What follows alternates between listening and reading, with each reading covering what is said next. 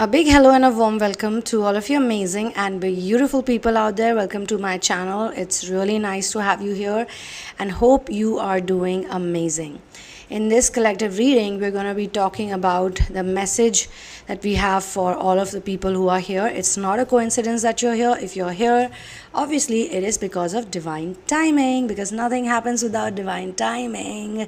So let's dive deep into this message. What do we have here? So I'm being shown masculine energy, okay, and this masculine energy, there is a struggle over here, struggle of authority, okay. So this masculine energy that needs healing, the template of masculine energy that needs healing, I sense a struggle that this masculine is facing towards or from other men. It could be father, it could be brother, or it could be any woman who has strong masculine energy. This person is facing some issue, and I also sense that whosoever lacks inner authority, which is very, very important in this journey to revive it, to bring it to a balance, because more authority is also not good, less authority is also not good. We all need to have our own authority. We need to recognize our own authority so that we can do a whole lot of things that we are here to do naturally and organically, things that we must do, actually, things that we want to do and we must do. But what happens is that this kind of toxic authority that some people have to face, it leads a lot of men and women into doing those type of things which massage the ego. Things which massage the ego and not help in their soul consciousness, in awakening of the soul consciousness. So I am being shown that some of the people are in awakening stage. They have already awakened and their Kundalini has begun to rise. Kundalini is in rising. When the Kundalini is in rising, the Kundalini will face some blockages also. But Kundalini doesn't stop. Once it starts rising, it doesn't stop. It can become dormant for some time, but it doesn't stop moving upwards. When it becomes dormant, it rises up with the help of some kind of pain, some kind of trauma it needs. It's a dark mother, so it works the best in darkness or dark energy, because if you look at all the deities, I had spoken about Kali energy also. There is one channeling which is completely dedicated to that. In case you feel drawn to it, you can watch it. Whether you are a man or a woman, it's amazing if your Kali energy is awakened and Kali is with you, because Kali doesn't take any nonsense from anyone, doesn't take any bullshit from anyone, and especially from those people who possess dark energy. Or if there is a need of cleansing and purging or healing of dark energy, that's the time when Kali is really going to work wonders. And Kali just knows how to uproot the demonic energy. That is the greatness about Kali. No other god and goddesses were able to do it. No other deity were able to do it. They were not able to end the tyranny or the torture that the Rakt Bij were creating. And Rakt Bij is like very powerful demon. Basically, Rakt Bij works on blood only. So wherever one drop of blood would drop, anyone who tried to kill the Rakt Bij, if they would try to kill the Rakt Bij and a blood drop would fall anywhere, more Rakt Bij would come out of it. So there was no end of Rakt Bij. There were so many of them. So Kali kept killing all of them, and Kali had her own way. You can read about it. That's like a long video. Maybe someday I'm going to share a story on it. You guys can subscribe to my channel, Narration by Suna, and there I would be sharing some interesting stories from different categories. It could be spirituality, it could be supernatural, it could be from the animal kingdom, it could be from just about anywhere, including the entertainment world, because we have and we can learn from anywhere. And different types of stories, sometimes storytelling helps a lot in understanding things better.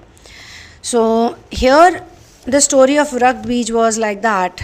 Kali had to be awakened. She awakens from Durga, she awakens from the divine goddess, but she's a very fierce energy. Very fierce feminine energy with a lot of masculine force and traits. So when Kali enters the system of any person, she enters into the DNA via Kundalini, then she is going to make sure that any such energy is uprooted forever. There is no later on, it will be uprooted forever. So Kali needs to work in that way. Then it is Shiva that eventually stops Kali. Shiva means peace. Shiva also means calmness. Shiva also means happiness and joy. So it is all symbolically also trying to tell you something. Now when I see masculine energy, I obviously see a male figure, but it could be a female also, biological female also, which could be struggling with masculine traits or masculine energy in general. She could have had to face a lot of orthodox authority, or she could have had to face a lot of pain. There could be some kind of discrepancy, imbalance in masculine and feminine overall around her with other siblings, other kids. It could be him, it could be her. So in both cases, they have some ideas about masculinity and femininity, but they don't know how to deal with it. They don't know how to bring it to balance. So you must have heard men don't cry. So a lot of people, whether it's a female or a male, they pick this up because it's a quality that also talks about strength. Like strong people don't cry. Those who have strength don't cry. And then that strong people or that strength is actually associated mostly with men. But if it's a female who's a very strong female, very independent, a good provider, strong female, good in many things which mostly men are, then she is also going to become a person who feels bad when they have to cry, or they see crying as a weakness, some kind of weakness. Pain is weakness, crying is weakness, or being emotional is a weakness. Mostly emotional people can cry easily as compared to those who are extremely logical. Extremely logical people are like, no, I don't want to cry and this and that. I mean, that's good too. Unnecessarily, you should not cry.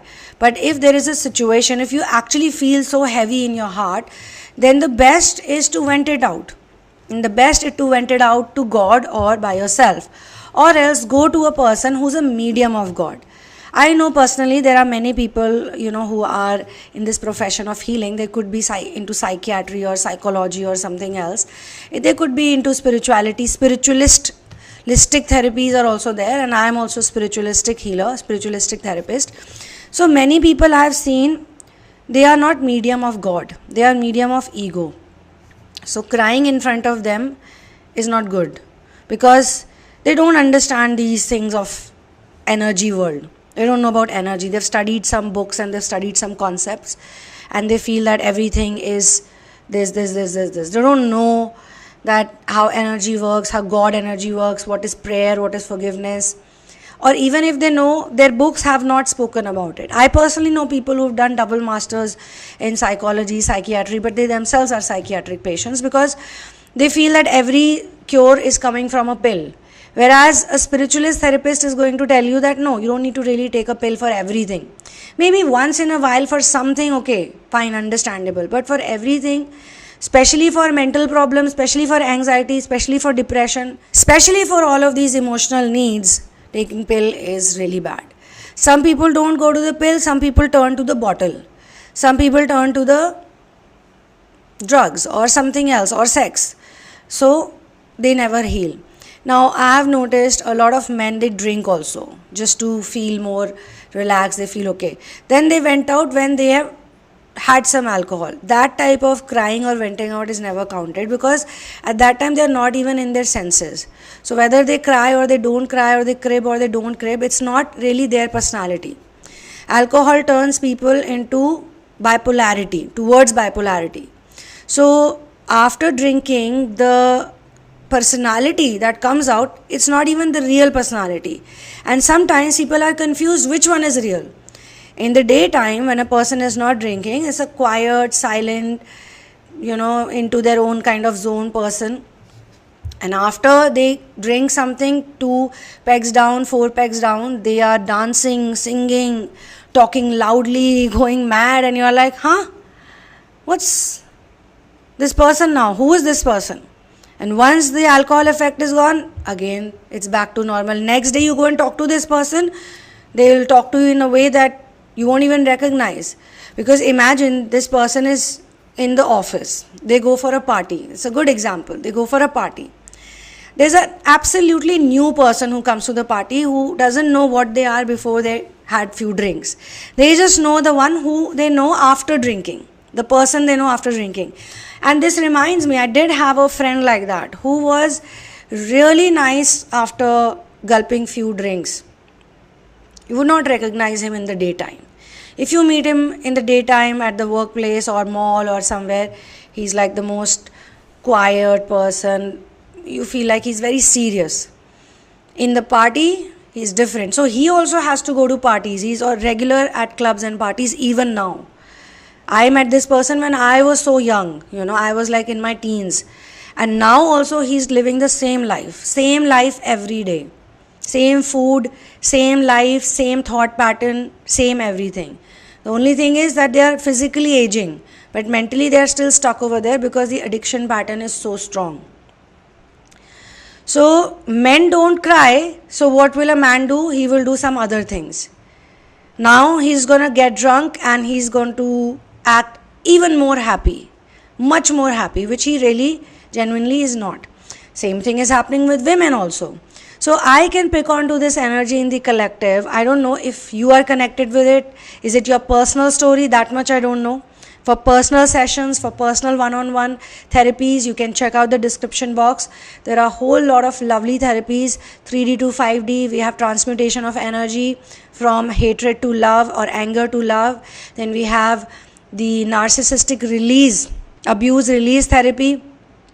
And one of the best therapies is negative memories release, because all of our mental images which are connected to our negative memories keeps on creating new situations, new problems, but it's the same base. The base of the energy is same, it's coming from the negative memory. The energy is same. People don't respond to human beings as such. People always respond to energy. And all the things that we face in day-to-day life is also happening because of how our energy is. Okay, so I can sense some addiction pattern over here. Okay, if there are no technical addictions, then it could be mental addiction patterns, like always being sad. They probably picked it up from a covert parent, a person, parent or grandparent, or somebody they were really looking up to, or somebody they were attached with. Sometimes you're not looking up to people, you don't look up to them, but you're very attached to them. So there is a covert narcissism energy I sense over here. And covert narcissists are people who are always sad. In therapy also I have seen maximum people who come to me, they will feel lifted, or they'll at least tell me, yeah, I feel better. And it's not possible that after 2 hours and 3 hours of doing so much of processing of energy or memories, a person doesn't shift, they shift. But a covert narcissist will tell you constantly that they are still sad. They are always sad. Always sad. They have a nature. Inside they may not be that sad, because a lot of their actions will contradict whatever they say. They're telling you they're sad, and they have the expression also. Expression wise also they are like sad, sitting sad. They like it. It's like they're taught about it. Maybe they also picked it up from their parent or somebody they were attached to. They learnt it from them. And now they feel that this is the way to live. This is how you live. You can try so much to help a covert narcissist, or they will also tell you they want to change or they want to get better. But till they don't point it out, like they themselves don't realize it, till the time they don't feel tired of being sad. Being constantly sad is also an unhealthy pattern of the mind. It's actually sort of a mental disease to continuously remain sad. Okay, now how is this connected to masculine energy and the struggle of authority? As I said, some people, they may not be who they are trying to be. physically, outwardly. They may be different from inside. They may be very nonchalant. They don't care who says what to them. They don't give a rat's ass. They are happy in their world. But they are also so programmed, like they look at other people, they get influenced by other people. Inside they are not like that. Outside they see that people are behaving, everybody is behaving in a certain manner.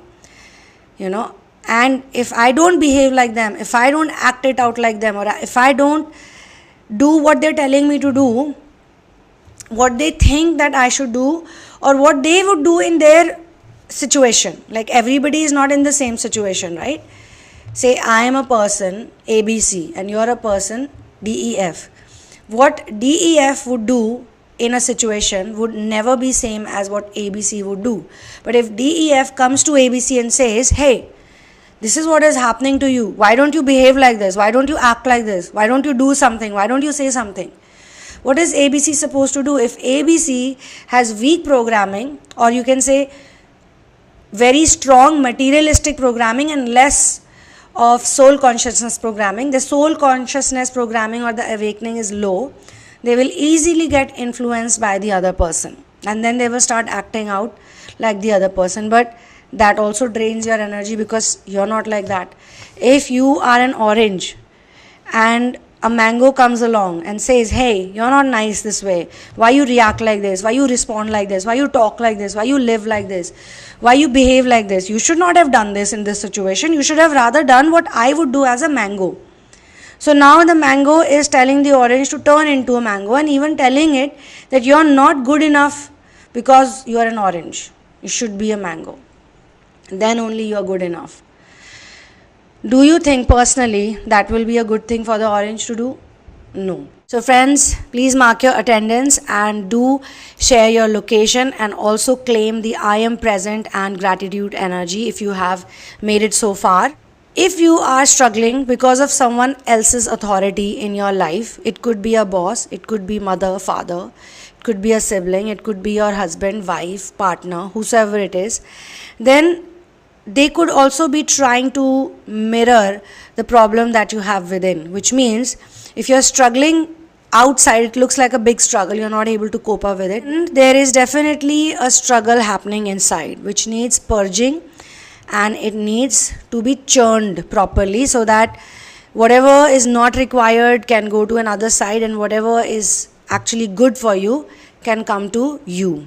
So now whosoever I'm channeling right now, what are the personality traits of this person? What I can pick on is, number one, this is a person who is talented. They got some skills, but they feel like their talent and skill, they're not able to bring it out that well. I mean, they can do much better than what they're doing, but there is some kind of stuck up or pent up energy. I can also pick up people from different places. I can pick up energy from Australia, similar energy. I can pick up energy from north of India, even South India. I can pick on to some energies around Sydney. Sydney has been given to me. Melbourne, Sydney. This is popping out a lot. Age groups, I can pick up 35 to 44. I can also pick up energy of someone who's above 65. Then we have 25 to 34 also. I can pick on to Romania. I can pick on to Nepal, Canada, people from Canada. Maximum I pick up from North America right now, this type of energy. Big struggle going on with the masculine and feminine authority. India, of course, it's there. Maybe north of India, I pick up someone's energy which is very strong. California, Texas, we have Florida, New York, Georgia, North Carolina, and also Illinois. These are some of the strong energy zones where this struggle is going on pretty much sort of intense also. So you could be standing up against a father figure, you could be standing up against a partner, that could be personal or that could be business. But the main problem is about you feel you're not able to vent out properly, you feel you're not able to speak your heart and mind, and it's not in tandem. Like your mind is saying something else, your heart is saying something else, verbally you're saying something else. You don't feel like you are being accepted or appreciated for who you are. You feel undervalued. You feel you are misunderstood. Most of the times you're misunderstood, and it's not making you happy around a lot of people, you know. I think this struggle of masculine energy or feminine energy, with some people it's feminine energy, some people it's masculine energy. I can pick it up from Bangalore in India a lot. I can pick it up from Mumbai. Some people are from Mumbai and they face this kind of polarity a lot, and there's a struggle. And there is Pune, it's also in Kolkata a lot. Some of the metro cities I pick it up more strongly than the village areas, because over there it's still okay, you know, what people do is still okay, and sometimes it's pretty chilled out atmosphere. But here there is a lot of competition. So much competition is happening between men and women that a lot of men are unhappy with their circumstances, a lot of women are unhappy with their circumstances. A lot of women have to be strong, they don't want to be so strong, they're feeling like they're forcing it on themselves. They're not able to be vulnerable, they're not able to express their creativity, their ideas. It's not being taken easily or accepted easily. It's more like they are in some kind of war zone. I feel energy of being judged by other people, like you're judged a lot for whatever you do, whatever you say, how you dress up, how you talk, how you walk. Small little details about you, people are picking onto it. And you are in inner work journey, so you're not like other people. You're also trying to observe as to why they are picking onto my energy. Why? Because you watch content of this channel also, and you kind of question it, that why this is happening to me. Is it because there is something I need to work on myself? Is it within me? Is it inside of me? And that they are picking on because I have not told them this. Sometimes there is a dialogue going on inside your mind, or there is a struggle you're going through within yourself, and you feel that someone externally comes along and just gives you the same trigger, says the same thing to you. You're in a situation when you're fighting with someone, it feels like you're fighting with yourself. It's not an external person, but it's really you, but in another different body, and yet that person is not able to understand where you're coming from. It is so difficult to explain it to them. It is so tough to make them understand that, look, this is not how it is. This is not what I want to say to you, or this is not correct. In some cases, it's just about you trying to take a stand for yourself, but you're unable to do it. You're unable to take a stand for yourself. And in some cases, I strongly pick this energy because they've told you that men don't cry, or strong people don't cry, strong people don't feel. Why are you feeling so much? Why are you so emotional? Why are you trying to be this way? Come on, take a break.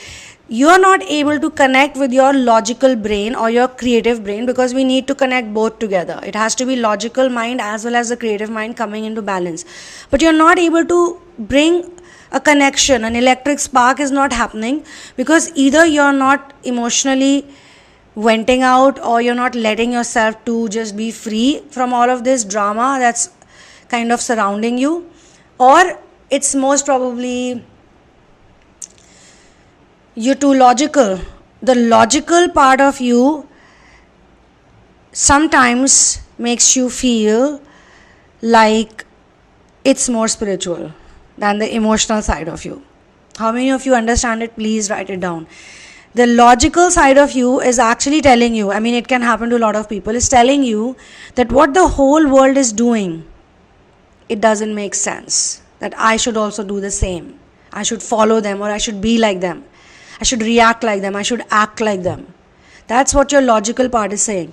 But because you have not released, you're not purging fully, you feel that you're not able to apply it in your practical life. You feel like you know it, you feel like you understand it, you feel like this is for you, but you're not able to live it. And that is also bothering you. That I know that this is not right, or whatever is right, you know that's right, or whatever is wrong or right, you are aware about it. You know how to conduct yourself, you know what will be the best solution in this whole situation, but you're not able to do it. Like someone else would come up to you and say, hey, why can't you do it? It's so simple. Just do it, man. Just do it like this. Just do it like this. Just snap out of it, or just do it like this. I can do it like this, They would tell you that I can do it like this. It's child's play. It's so easy. One would say, just move on. Get over it. Why are you so stuck? Why are you not able to step out of it or step up? So you know that other person is also right, maybe. Other person is also just pushing you because you would be much happier on the other side. But if you are not able to feel fully, you want to feel it fully. You want to know what's the issue, what's the depth of it. So I think it would be much better that either you journal it out, whatever it is. There are many exercises. You can try it out online. You can look for something. You can watch some therapy videos that I've shared. You can maybe try it out. Could be that you're feeling unworthy. It could be you have some kind of fear. It could be something out of that. Or you can also get into therapy with me. You can work on yourself properly, full on. Be dedicated and devoted to it. Sometimes people they're running away from very small thing. It's just a very small basic thing. They're running away from it. It's right in front of their eyes, but they're not able to pinpoint it. So that's the type of energy I can pick on. Men don't cry. Strong people don't cry. This is bullshit. Trust me.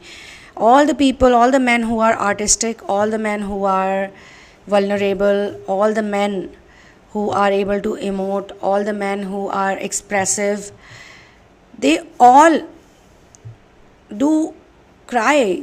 They are emotional and they are not afraid of hiding their emotions. Of course, they are not crying in front of the whole world. That's also wrong.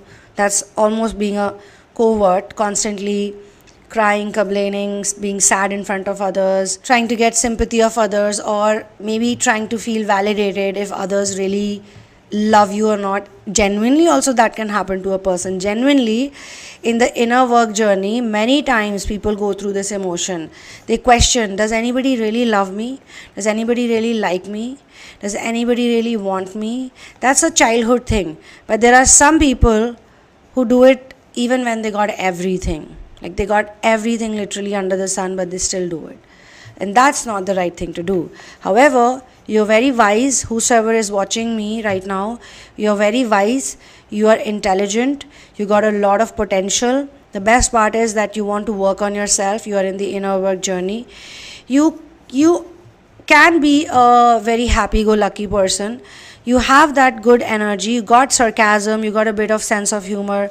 I mean, sarcasm may not be the best way to bring it out. Some people don't like it, but you got good sense of humor and you can laugh at all the dark things that happen in life. You can laugh at the difficult situations. You can make a joke of it, and that kind of relaxes a person. That is very healing and very soothing. If you're able to look at your problems and you can laugh at it, like a lot of stand-up comedians do it, and that's why people pay to watch them. That's why people buy tickets to watch them, because they pick up such things, such issues of life or their own situations and experiences, and they make fun of it. And that is very healing and that is very therapeutic too. But to reach to that place, that level of intelligence, one has to go within and find out that, okay, this is what is bothering me. This is the problem. This feeling is the problem. And once you find that feeling, then it's up to you whether you want to continue to stay in it, which is unhealthy, or you just want to snap out of it and do your other things, whatever you love. Because there's no point staying in a place that's not conducive for you. And I know all of the intelligent people who are resonating with it, who are struggling with the inner authority, which is actually reflected in the outside world, you are going to find light at the end of the tunnel. For sure, you will triumph and you will succeed in this, because that's what the reading also told me. So I will see you in the next video. You can get my book In the Name of Love, A Journey of Finding Your Ultimate Soulmate. A book that happened not only because of divine intervention and supernatural experiences, but scientifically also you can say it's based on biomimetic mimicry, wherein people read it and they feel shifted, they feel a shift. The stories are written in such a way.